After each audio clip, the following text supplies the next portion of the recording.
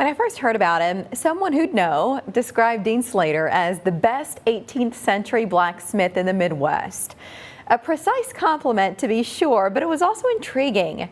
So we went to Valley to see how it is Dean's forging the past in the present.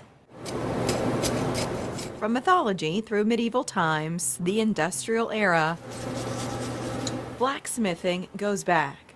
Without the world of iron, we wouldn't be where we are. But this craft doesn't live in history alone. This is what I call Valley Forge, living in Valley, Nebraska, of course. What else are you going to call it? Dean Slader opened up his personal shop to show us his passion and his work. Tools and techniques from the 18th to 21st centuries. What do you prefer doing? Yes. Dean loves working with iron. He fell for it about 65 years ago, but it wasn't his career. I grew up with it around me. My whole family, my father, my grandfather, my aunts, uncles were all voracious readers, and history just kind of became a yeah.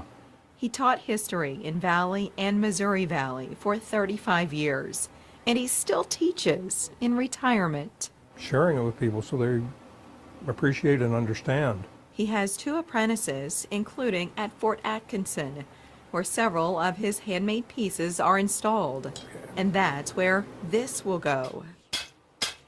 Using his coal forge, which heats to 3,000 degrees, he started with raw stock. Turning it into something that has grace, a little beauty, utility. The process, which includes heating, hammering, and bending. In the end, a handle. Piece. With his wife's help, Dean keeps a record of much of what he makes. This is what I call my blacksmith's biblos. He flipped to his popular tent stakes. This tells you how to do it, step by step. Oh, here's my teaching again. It's like a lesson plan. Dean goes to the effort for himself and for others.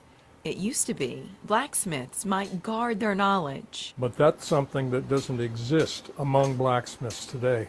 At 81, he wants the craft and the joy of it to endure.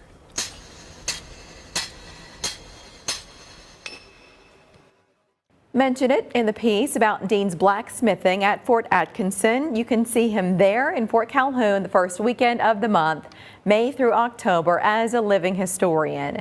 A state park vehicle permit is required, available at the visitor center.